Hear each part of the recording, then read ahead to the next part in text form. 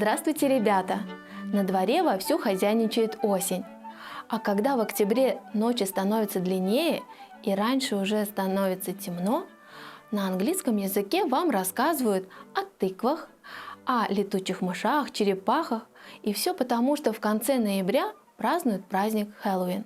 Но вы, наверное, слышали от своих родителей, что христиане этот праздник не отмечают. Вы спросите, почему? Сегодня оккультное и безбожное происхождение этого праздника почти забыто. И людям даже становится интересно пугать друг друга или себя. А также в этот день смотрят разные страшные фильмы и читают страшные истории. Но герои нашего рассказа точно так же, услышав и прочитав разные страшные истории, решили создать клуб «Бесстрашные». А что из этого вышло, интересно узнать, не правда ли? Мы никогда не ходили в лес ночью, потому что при свете луны деревья отбрасывают фиолетовые тени, и выглядят они очень жутко. Это мне напомнило сцены из книги «Призраки леса». Я очень люблю ужастики, но мама с папой говорят, что христиане не читают такие книги. Но я не придаю значения этим рассказам, знаю, что они вымышлены. Так вот, мы с Элли решили создать клуб «Бесстрашные» для того, чтобы помочь ребятам избавиться от страхов. Мы проводили их через разные испытания, чтобы они перестали бояться. И в тот день должна была состояться третья встреча нашего клуба. Мы решили посвятить Никиту в наш клуб. Никита был ботаником. Он заучивал все библейские стихи наизусть, а также был ужасно умным. Ну и наверняка трусихой. Правда, об испытании Никита ничего не знал. Ну а мы представить не могли, как же завлечь Никиту в лес. И тогда придумали пригласить его к нам в гости. После того, как мы играли, кушали пиццу, и когда уже стемнело, мы решили проводить Никиту домой. А по дороге свернули в лес. Я шел первым, и мне казалось, что за моей спиной трещат деревья. И мне напомнило это еще одну сцену, когда герой знал, что за ним охотятся, но не знал, кто, и никого не видел, пока в один из моментов перед ним не появились ноги, просто колени и стопы. Бу! Я испугался, но виду не подал, а Элли ехидно улыбалась. За ней следом шел Никита. На носу большие очки, а за спиной огромный рюкзак. Никита выглядел очень странно. Мы свернули с большой тропы на маленькую дорожку, которая была вся в деревьях и веточках. На деревьях висела паутина, а под ногами шуршали листья. В носу был запах болотный от гниющей листвы. Элли шла впереди и подсвечивала дорогу фонариком. Тут она остановилась, обернулась и таинственно произнесла: «Сегодня, Никита, мы будем посвящать тебя в клуб «Бесстрашные». «А что это за клуб?» – рассмеялся Никита. Тогда я обратился к нему и также таинственно произнес: «А вот если не испугаешься, тогда и узнаешь». «Звучит прикольно», – ответил Никита. Мы продолжили путь. И мне казалось, что за каждым пеньком и за каждым деревом были монстры, хотя я знал, что в лесу кроме нас никого не было. Тут Элли посветила на себя фонариком и сделала низкий голос. Теперь она выглядела зловеще и очень страшно. Будь осторожен, никогда не знаешь, куда идешь. Ты о чем? Под землей живут маленькие загадочные существа, и лучше не стоять им на пути. «Доти дёмицеты?» – воскликнул Никита. «Доти что?» – спросила Элли. «Но это такие микроскопические грибы, у которых есть петли. И если вдруг жертва, например, червь нематода, попадает в эту петлю, тогда гриб атакует. Он удушает жертву и потом проникает внутрь, и внутри его уже разлагает». «Ничего себе! И они сейчас здесь?» – спросил я.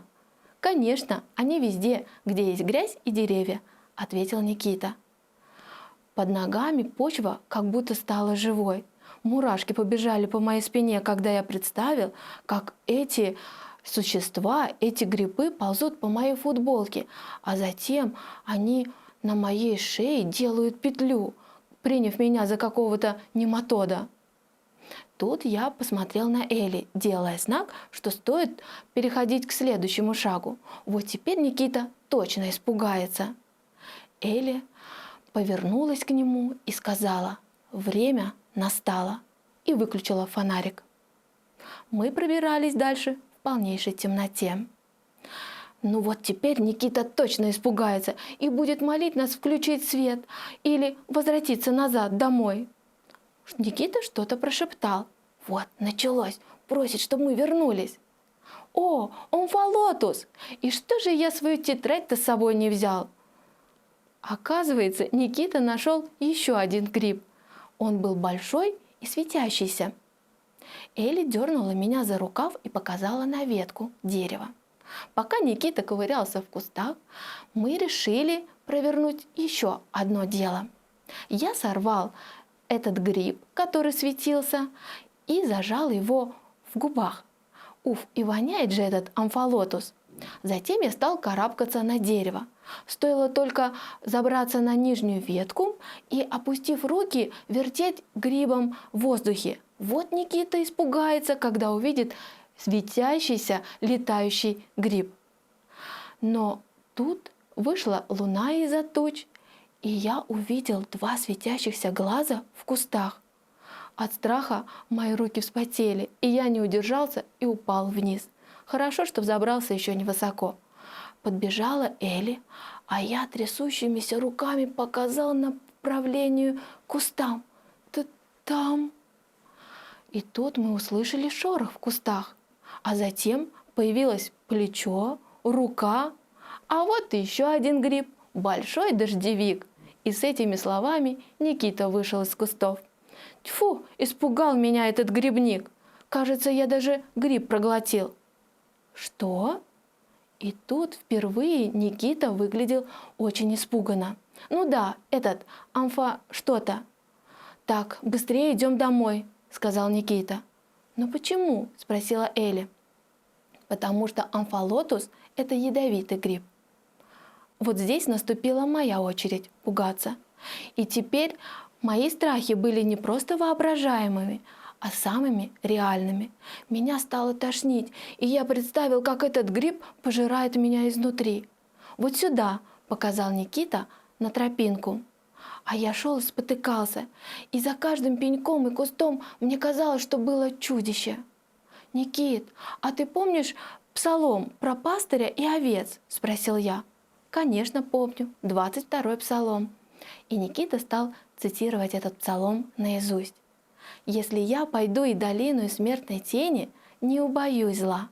Я повторял за Никитой и просил Бога, чтобы Он сохранил меня от чудищ здесь, в лесу и в моей голове. Мы быстро добрались до дома, и Никита с Элли рассказали родителям о том, что произошло. Мама Никиты достала что-то из аптечки и протянула мне стакан, наполненный жидкостью, а затем подвинула тазик. Что было дальше, я не буду рассказывать, но мне было не весело. Следующие 2 недели я провел дома. Это было моим наказанием. Но я не грустил, и мне не было скучно. Я читал «Племя детей света». Это уже не были ужастики. К ним я больше не возвращался. Ну а наш клуб «Бесстрашный» продолжил свое существование. Только теперь предводителем стал Никита. И мы вместе ходим в лес. И знаете, грибы очень даже интересные существа. Ребята, конечно, многие люди не верят, что дьявол на самом деле существует. И даже веселятся и смешно говорят о бесах, или когда читают что-то страшное или смотрят ужастики. Но в Библии написано, что дьявол — враг Бога, а значит и наш враг.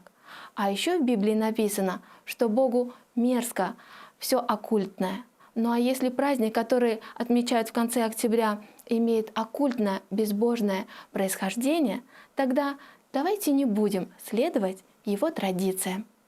Помолимся, чтобы Господь защитил нас и сохранил и дал нам мудрости. Дорогой Господь, спасибо Тебе, что Ты сохранил нас до этого часа. Спасибо, что даруешь нам мудрости, и мы можем отличать добро от зла. Просим Тебя, защити нас от всего недоброго, что нам может причинить вред.